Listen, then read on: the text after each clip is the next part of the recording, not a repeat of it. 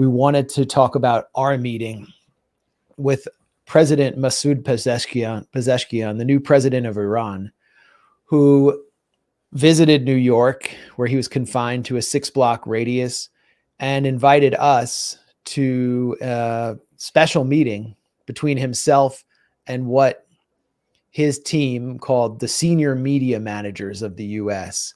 And so it was us, me and Anya, and kind of a who's who of the international correspondents of the corporate media, including people like Andrea Mitchell and Lester Holt. And Pezeshkian focused the meeting on 3 rounds of questions, so mostly took questions from the press. So it was the closest thing he did to a press conference. There was no press conference later. He is someone who's come in as on the heels of the untimely and unusual death of Ibrahim Raisi, his predecessor, who was from the more conservative principalist camp of Iranian politics, more aligned with the IRGC and the kind of clerical establishment. Pezeshkian has criticized the morality police. He's putting on a more friendly face for the West. He has pledged to relieve sanctions on Iran and called for national unity. And it was, with that he embarked on his mission to the U.S. with war looming over the region. So, Anya, what were your thoughts on the meeting and on how the press interacted with Pezeshkian?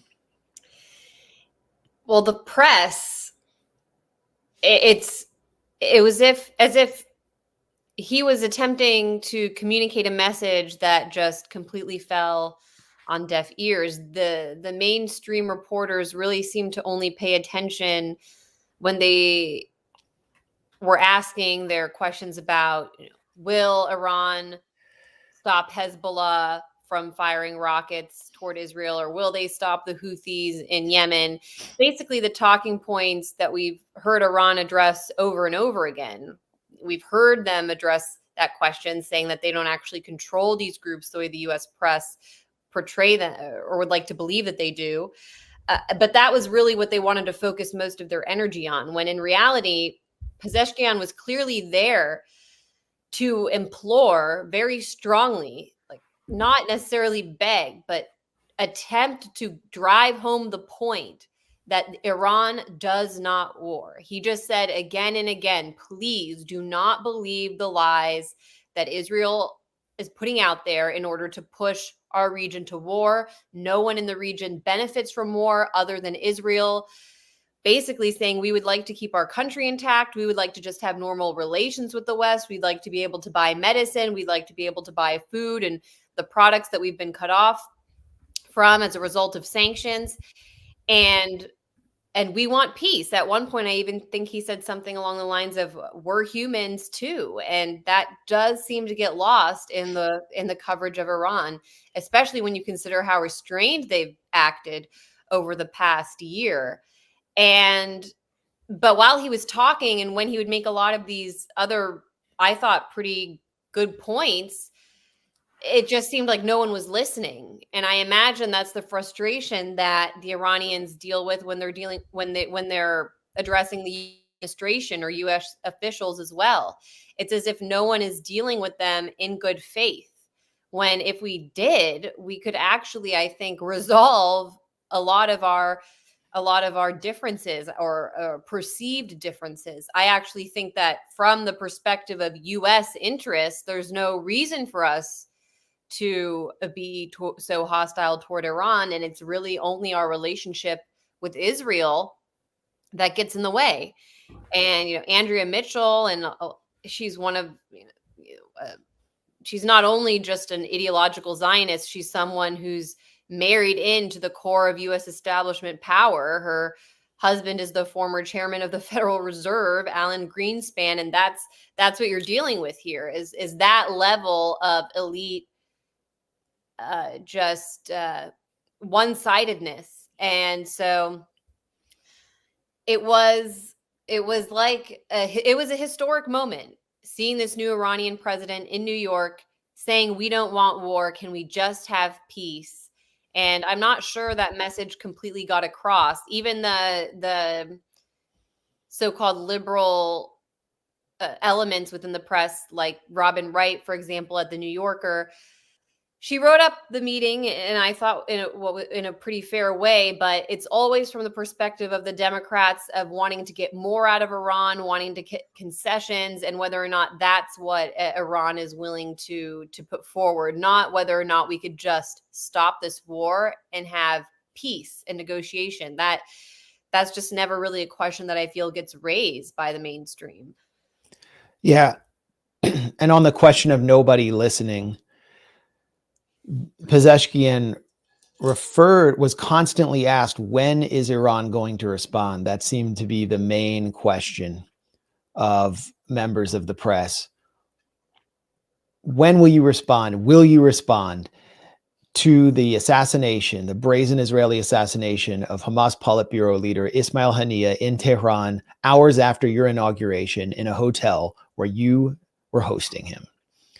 And Pezeshkian remarked that the United States, the Biden administration, begged Iran not to respond and promised them that they would close the ceasefire deal and end this whole crisis and stop the careening train towards regional war within 1 week. And he said, but that week never arrived, yet we were patient. It's very clear from Pezeshkian's comments, but not just from his comments, but from the apparent backing that he did receive from the national security establishment in Iran for his trip, that Iran doesn't want a regional war. It is not looking to respond. He then warned, please don't make us do something that we would prefer not to do, in so many words, that we're not the ones who want escalation. But I think what he revealed about the Biden administration and their perfidious behavior, basically using the ceasefire discussions and the Doha negotiations as a way of preventing Iran from responding to this massive attack on its sovereignty, this massive insult, was really revealing. Pezeshkian may have gone a little too far in his appeals for peace. At one point, he said that if Israel would put down its weapons, we would put down ours. And because the meeting was not recorded by anyone outside of his camp or Iranian state media, because we were told at the beginning it was going to be off the record, and then his aides announced at the end, it will be on the record. So no one recorded it. There was this huge debate whether he said that or not, especially in Iran. And he came under attack from the conservative, a lot of the pro-IRGC publications. How could you say we're going to give up our arms under any circumstance? What are you talking about? Others defended him. Some said he was taken out of context. He's not a professional politician. He's a cardiologist who did serve in parliament. He's not as slick as Javad Zarif, a reformist who is the man who negotiated the P5+1 nuclear deal, who is sitting to his left throughout the meeting. But the message generally was clear, which is that we've tried to avoid war. All we want is this ceasefire in Gaza, and then everything can cool off and we can go back to developing our country. But you in Washington won't listen to us and you won't let us. And these were really the only open meetings that Pezeshkian had with any Americans. There was no one in the Biden administration to openly receive him. And look at what the Biden administration is allowing to take place right now. The destruction of 4 residential towers in the middle of Beirut with US supplied bunker buster bombs. That is what's taking the region to regional war. So Biden's speech was all about his desire for peace, that yes, he wants a ceasefire deal. And with the other hand, he's assisting the fanatical entity determined to sabotage peace at every turn. So there was a sadness, Anya, about, this meeting felt kind of tragic. And at one point, someone even asked Pezeshkian, are you afraid for your own life? Yeah, they asked him a lot of questions that it's like, what do you expect him to say? That, for example, he kind of brushed to the aside, because what is he supposed to say, that he lives in fear of the Israelis?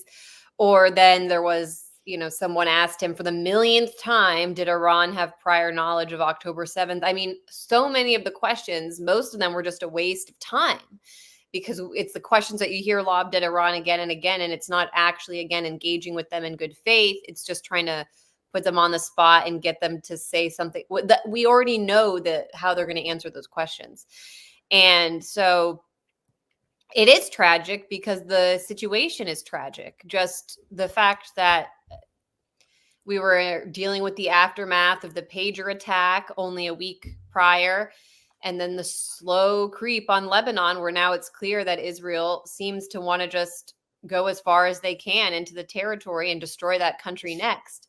It's tragic for all humans. I mean, this is a war that could easily be stopped if the U.S. would simply stop giving Israel arms. Now these weapons that we've given the Israelis to use in Gaza are being used on Lebanon. And so this is very bad for the United States. I think that our diplomatic personnel abroad in Lebanon and elsewhere are in danger because of this. And again, if you were sitting down in that meeting and listening to the Iranians in good faith, you would actually see that they're quite reasonable and restrained. And so I don't really understand why we can't deal with them, except for the fact that Israel gets in the way. And it isn't even about US interests. It's not as if like regime change in Iran is just about getting their oil or something at this point. This goes way beyond anything that could be seen as a, US regime change interest. This is about destroying the region and using the United States to do it. Yeah, absolutely. And how wild is it that the Biden administration's negotiator with Lebanon and Iran is Amos Hochstein, a former Israeli tank pilot who served in the Israeli army, not the US Army, who's an Israeli-American businessman who had a diplomatic post in Lebanon. I mean, what does that say about how serious the Biden administration is? Israelis aren't even allowed in Lebanon. This is like the one guy who's allowed to go there. Of course, he doesn't directly meet with Hezbollah. He deals with members of parliament who are close to Hezbollah. But that's the signal the US is sending. We're sending you an Israeli. And Blinken is not someone who's qualified or to be negotiating in the Middle East on the behalf of the United States. He's already made that clear with his own language and behavior. So we are telling that region that Israel reigns supreme, and we're, it's just it's a sad time to be an American in all of this, because it doesn't have to be this way. And to see the press behave the way they did really just emphasized for me how it's this echo chamber where they present the narrative that the people in power want to hear. And so there's no way to actually get the truth, because the media should at least be presenting a critical view so that maybe policymakers could wake up a little bit and see that Washington is leading them down the wrong path. But it's just the cycle of the think tanks, the media, and the State Department all feeding each other the same line. In fact, there was a moment when I think John Hudson from the Washington Post asked the president of Iran about what you mentioned, the fact that the U.S. was promising a negotiation and a ceasefire in Gaza in order to prevent Iran from responding to the assassination of Anya. And Hudson was saying, well, my understanding, according to my sources, who we all know who those people are, is that this is what was going on. And the Iranian president said, yeah, the same people who lied to you lied to me. And that's the situation that we're living in, where the people running our country are not acting in good faith, neither with us or foreign leaders. And so it's really a crisis. It's not something that I think would be even solved by Trump coming into office, because then you're just going to get Pompeo and other figures that are going to go along with all of this and perhaps even be more aggressive. So it's just it's a lose-lose for Americans. And I'm I'm just personally fed up with it. I don't even know what to say about it anymore, except that I'm really angry.